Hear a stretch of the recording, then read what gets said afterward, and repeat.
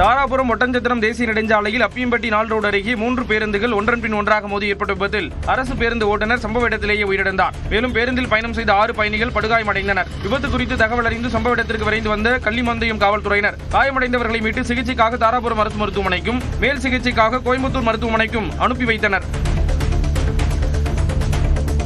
நெல்லை மாவட்டம் பாளையங்கோட்டை விஎம் சத்திரம் பகுதியில் 17 வயது சிறுமிக்கு நடக்கவிருந்த குழந்தை திருமணம் தடுத்து நிறுத்தப்பட்ட நிலையில் சிறுமியின் உறவினர்கள் இருவரை போலீசார் கைது செய்துள்ளனர். விஎம் சத்திரத்தில் உள்ள ஒரு திருமண மண்டபத்தில் நடக்கவிருந்த திருமணம் தடுத்து நிறுத்தப்பட்டது. மீட்கப்பட்ட சிறுமியின் பெற்றோரிடம் எழுத்துப்பூர்வமாக எழுதி வாங்கிக் கொண்டு சிறுமியை வீட்டிற்கு அனுப்பி வைத்தனர்.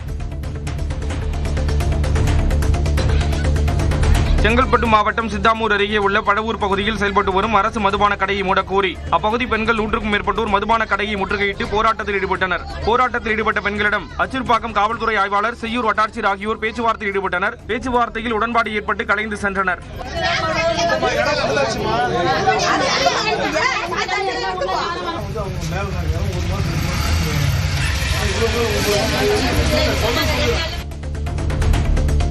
சென்னை மாதவரம் பால்பண்ணை அருகே செயல்பட்டு வரும் தனியார் தொழிற்சாலையில் பணிபுரியும் ஊழியர்களுக்கு தீ பாதுகாப்பு மற்றும் மீட்பு குறித்து விழிப்புணர்வு நிகழ்ச்சி நடைபெற்றது. தொழிற்சாலையில் திடீரென தீ விபத்து ஏற்பட்டால் பதற்றமடையாமல் எவ்வாறு செயல்பட வேண்டும், உடனடியாக தகவல் தெரிவிப்பது எப்படி, அவசர கால வெளியேற்ற வழிகளை பயன்படுத்துவது எப்படி என்பது குறித்து தீயணைப்பு வீரர்கள் விரிவாக விளக்கினர்.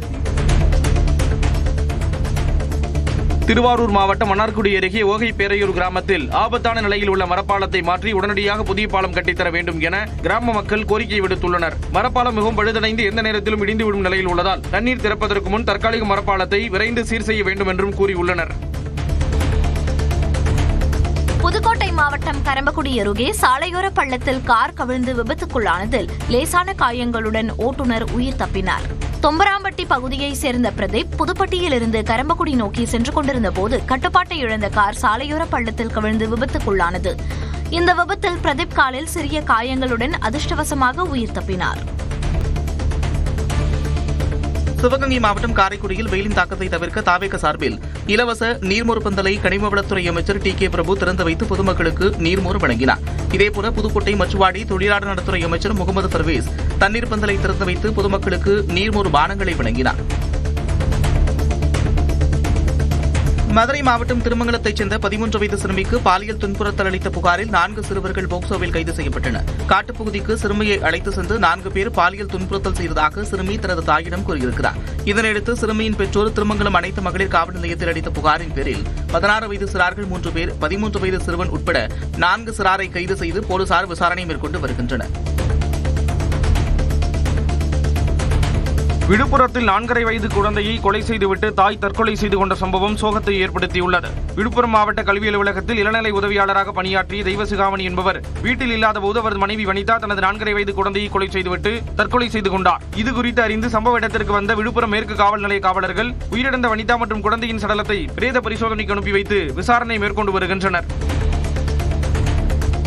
தாவேகா ஆட்சியில் இதுவரை இல்லாத அளவிற்கு படுகொலைகள், பாலியல் குற்றங்கள் நிகழ்ந்துள்ளதாக மனிதநேய ஜனநாயக கட்சி தலைவர் தமிமுன் அன்சாரி குற்றம் சாட்டினார். தஞ்சாவூரில் செய்தியாளர்களை சந்தித்த அவர், படுகொலைகளோ பாலியல் குற்ற நிகழ்வுகளோ எந்த ஆட்சியில் நடந்தாலும் அதை கண்டிக்க வேண்டும் என்றார். படுகொலைகளோ பாலியல் குற்ற நிகழ்வுகளோ எந்த ஆட்சியில் நடந்தாலும் அதை நாம் கண்டிக்க வேண்டும்.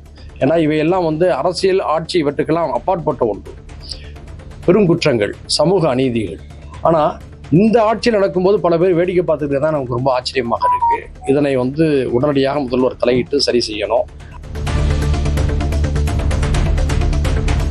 கிருஷ்ணகிரி மாவட்டம் மத்தூர் அருகே மழையின்றி கடும் வறட்சி ஏற்பட்டதால் விவசாயி ஒருவர் விளைநிலத்திலேயே பருத்தி செடிகளை டிராக்டர் கொண்டு அடித்தார். சூம்பட்டி பகுதியைச் சேர்ந்த சாமிநாதன் என்ற விவசாயி தனது மேட்டு நிலத்தில் 1.5 ஏக்கர் நிலப்பரப்பில் பயிர் செய்யப்பட்ட பருத்தி செடிகளை டிராக்டர் கொண்டு விளைநிலங்களிலேயே அடித்தார்.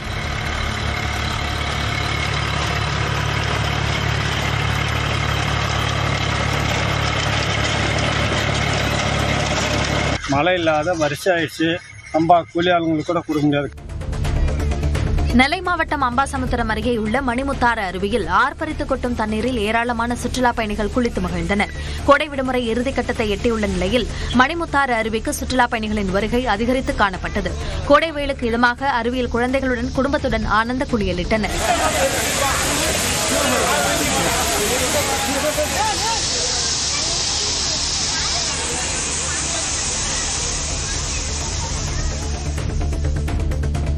தேனி மாவட்டத்தின் 20வது ஆட்சியராக வைத்தியநாதன் பொறுப்பேற்றுக் கொண்டார். அப்போது அதிகாரிகள் பூங்கொத்து கொடுத்து வரவேற்றனர். இதையடுத்து கோப்புகளில் கையெழுத்திட்டு தனது பணியை ஆட்சியர் வைத்தியநாதன் தொடங்கினார். கன்னியாகுமரி மாவட்டத்தின் 54வது ஆட்சியராக பிரதாப் நாகர்கோவிலில் உள்ள அலுவலகத்தில் பொறுப்பேற்றார். புதிய ஆட்சியருக்கு வருவாய்த்துறை மற்றும் ஆட்சியர் அலுவலக ஊழியர்கள் வாழ்த்து தெரிவித்தனர்.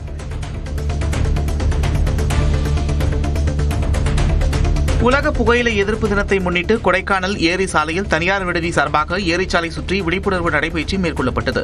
இதில் புகையிலை பயன்பாட்டை தவிர்க்க வேண்டும் என்ற பதாகைகளை ஏந்தி சுற்றுலாப் பயணிகள் ஊர்வலமாக சென்றனர். திருப்பத்தூர் மாவட்டம் ஆம்பூர் அருகே இருசக்கர வாகனத்தின் மீது லாரி மோதி விபத்தில் கல்லூரி மாணவன் உயிரிழந்த வழக்கில் சிசிடிவி காட்சி வெளியாகியுள்ளது. 18 வயதான ஜெயராஜ் என்கிற பிரதீப் என்ற மாணவர் கடந்த 29ஆம் தேதி அதிகாலை தனது வீட்டில் இருந்து மாதனூருக்கு இருசக்கர வாகனத்தில் சென்றுள்ளார். அப்போது வழியாக வந்த லாரி இருசக்கர வாகனத்தின் மீது நேருக்கு நேர் மோதியது. மாணவனின் தாய் கதறி எழுத காட்சிகள் பெரும் சோகத்தை ஏற்படுத்தியுள்ளது.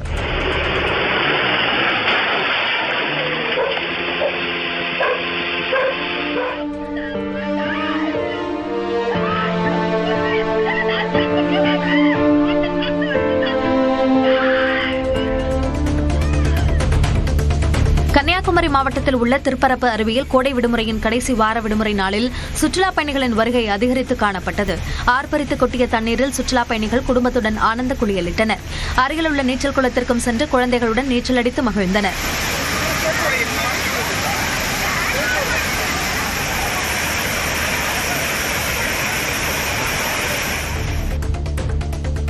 ராணிப்பேட்டை மாவட்டம் திமிரி அருகே துர்கம் கிராமத்தில் உள்ள நெல்லிமலையில் அனுமதியின்றி நள்ளிரவு நேரத்தில் பாறையை வெடிவைத்து தகர்ப்பதால் விவசாயிகள் அச்சமடைந்துள்ளனர். சக்தி வாய்ந்த வெடிமருந்துகள் துணையோடு பாறையை வெடிவைத்து தகர்த்து லாரியில் ஏற்றிச் செல்வதாக கூறப்படுகிறது. அனுமதியின்றி பாறையை வெடித்த நபர்கள் மீது நடவடிக்கை எடுக்க வேண்டும் என பொதுமக்கள் கோரிக்கை விடுத்துள்ளனர்.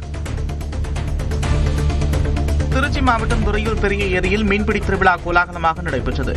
இதில் சிங்களாந்தபுரம், காளிப்பட்டி, ஓட்டம்பட்டி, கீரம்பூர் உள்ளிட்ட கிராமங்களைச் சேர்ந்த மக்கள் கலந்து கொண்டனர். 380 ஏக்கர் பரப்பில் கொண்ட ஏரியில் கெளுத்தி, பாறை, ஜிலேபி என கிலோ கணக்கில் மீன்களை அள்ளி சென்றனர். மேலும் அதே இடத்தில் தாங்கள் பிடித்த மீன்களை ஏலத்திற்கு விற்பனை செய்தனர்.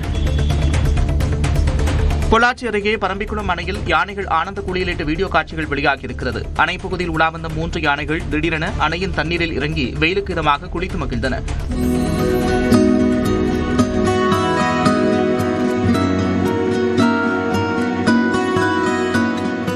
அதன் பின்னர் யானைகள் அணையிலிருந்து வெளியேறி வனப்பகுதிக்கு திரும்பின.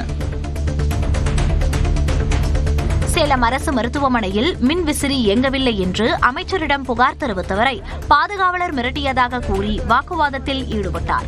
சேலம் அரசு மருத்துவமனையில் போக்குவரத்துத்துறை அமைச்சர் விஜய் தமிழன் பார்த்திபனிடம் மருத்துவமனையில் பல இடங்களில் மின்விசிறி இயங்கவில்லை என்று புகார் கூறினார்.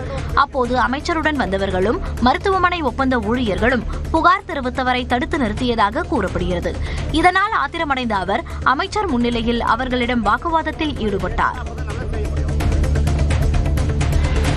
நாகை வேளாங்கண்ணி மாதா பேராலயத்தில் நடைபெற்ற நற்கருணை பெருவிழாவில் 1000த்திற்கும் மேற்பட்ட பக்தர்கள் பங்கேற்றனர். தஞ்சை மறைமாவட்ட ஆயர் சகாயராஜ் தலைமையில் மாதாக்குளம் அருகில் நற்கருணை பெருவிழா சிறப்பு திருப்பலி நடைபெற்றது. இதைத் தொடர்ந்து மின் விளக்குகளால் அலங்கரிக்கப்பட்ட தேரில் தஞ்சை மறைமாவட்ட ஆயர் சகாயராஜ் தலைமையில் நற்கருணை பேரணி நடைபெற்றது. இதில் தமிழகம் மட்டுமின்றி கேரளா, ஆந்திரா, கர்நாடகா உள்ளிட்ட பல்வேறு மாநிலத்தைச் சேர்ந்த ஆயிரக்கணக்கான பக்தர்கள் கலந்து கொண்டனர். புதுக்கோட்டை மாவட்டம் பொன்னமராவதி அருகே உள்கீழவேகுப்பட்டியில் ஏகாளியம்மன் சின்னக்கருப்பர் கோயில் வைகாசி திருவிழாவை முன்னிட்டு ஜல்லிக்கட்டு போட்டி நடைபெற்றது. இதில் பல்வேறு மாவட்டங்களிலிருந்து 800 காளைகளும் 200 மாடுபிடி வீரர்களும் பங்கேற்றனர். மேலும் போட்டியை சுற்றுவட்டார பகுதிகளைச் சேர்ந்த ஏராளமானோர் கண்டு ரசித்தனர்.